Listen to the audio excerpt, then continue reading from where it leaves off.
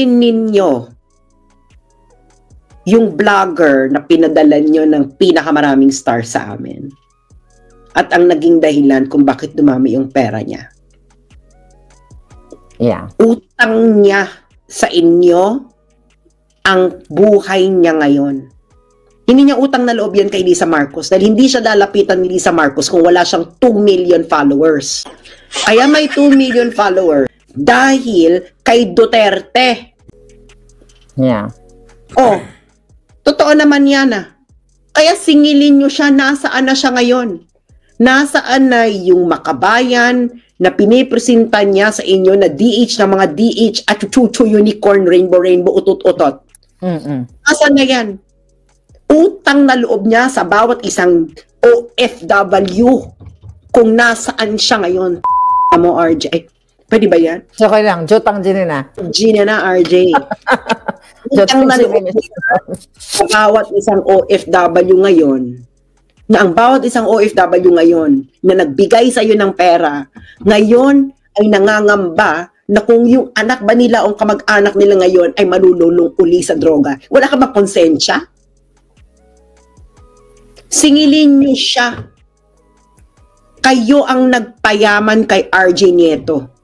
Kayo ang may dahilan kung ang bakit ang mga politiko ay lumalapit sa kanya para i-endorse niya. At naniningil siya ng milyon-milyon. Kaya nga siya extremely Yeah. Doon pa lang sa election pa lang naniningil na siya. Singilin ninyo si RJ Nieto. Di ba?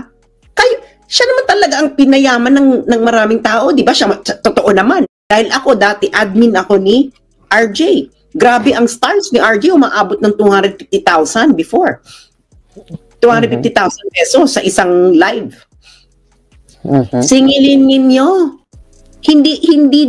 Kung hindi dahil sa pagpipresenta niya na makabayan siya at chuchu, hindi siya magkakaroon ng audience. Hindi ng audience, hindi lalapit sa kanya ang mga politiko.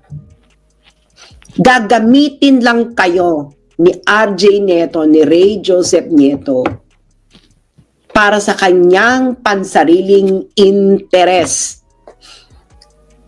At nagamit na nga. At nagamit na. Kayong mga dahil sa DDS kaya siya nagkapangalan. Kayo ang nagpayaman kay Thinking Pinoy. Now it is time na singilin ninyo siya sa kanyang pagpipresenta ng makagiging makabayan dahil ang kanyang ginagawa ay nakikisabwatan siya sa pinakakorap na gobyerno ngayon. Di ba? Sabi niya lalabanan niya ang mga korap. Nasaan na siya ngayon? Hindi ba yan ang pinangako niya sa inyo? Kaya niyo siya binibigyan ng pera para bigyan niyo siyang proteksyon? Oh, nasaan na siya ngayon? This is the greatest con man right now. Yeah. It's Thinking Pinoy, Ray Joseph Nieto. Alam mo RJ, isa pa, bibinggo ka na sa akin. Alam mong gagawin ko sa'yo. You will just know. No? I will not announce it, but isa pa, bibinggo ka sa akin. Dahil you have become the monster that you have been hiding inside, and given the money and the power, you will unleash that monster. You, RJ Nieto, is not a patriot. You know what you are? Ray Joseph Nieto, Thinking Pinoy. You are a profiteer. Profiteer. You are not a patriot, Ray Joseph Nieto. You are a profiteer. At tandaan mo to, RJ Nieto.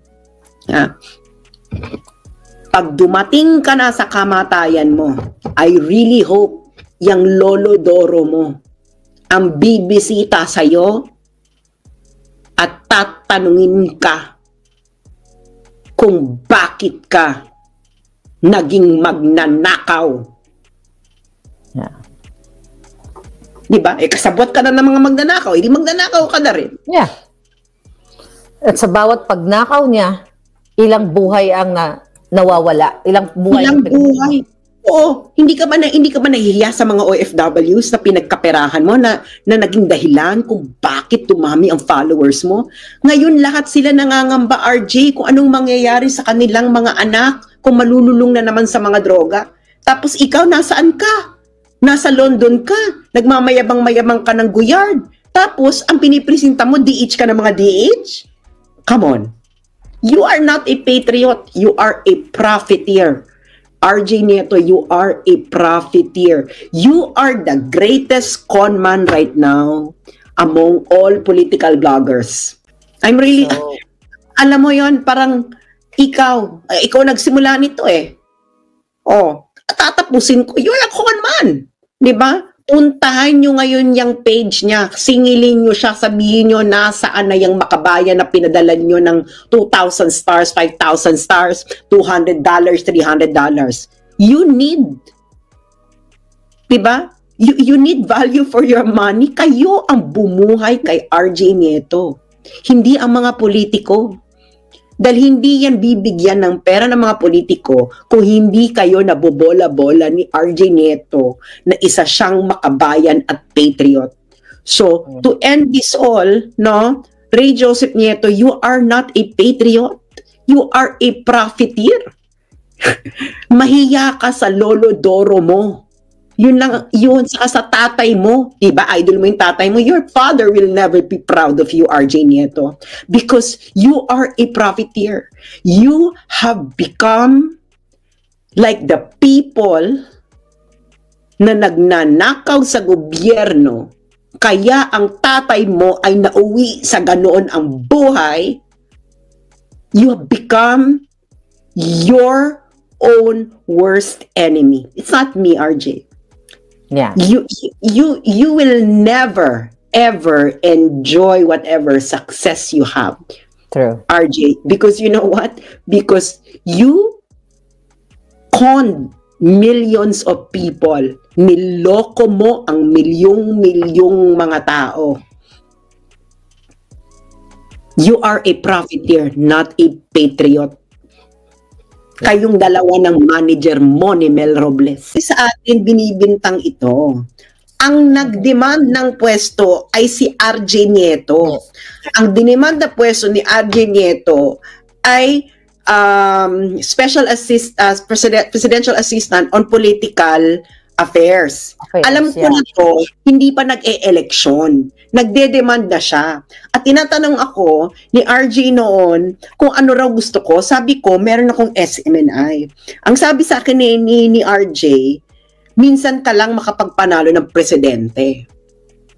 Sabi niya, kukunin na lang kita bilang USEC ng presidential assistant. Yeah, USEC niya.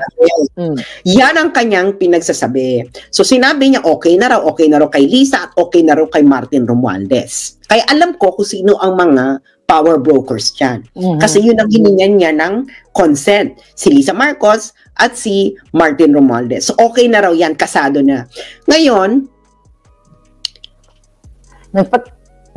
nagpatay na nga ng barong yun eh, kay Abel. Nagpatahi ka na ng barong, RJ Nieto. Niloloko mo ang mga readers mo. Sinabi mo sa readers mo, tinanggihan mo dahil gusto mo mag-aral, hindi mo tinanggihan. True. Inurong ang offer sa'yo, pero hindi mo alam ang tunay na dahilan kung ba't in-offer ang offer sa'yo. Inurong. Dahil ang totoong dahilan, ang dami mo raw dinidemand. Okay na nga raw na kahit high school graduate ka, maging presidential advisor on political affairs. Pero kung ano-ano pa ang mga dinidiman mo, gusto mo na parati mo dapat katabi ang presidente pag may cabinet meeting, hindi po pwede yung bakla. Hindi yan sa protocol. At ano pa, kailangan mo ng ganitong budget, gusto mo ang office mo sa Malacanang din. Alam mo kung sino raw ang nagreklamo na sa mga demands mo. Yung mag-asawa.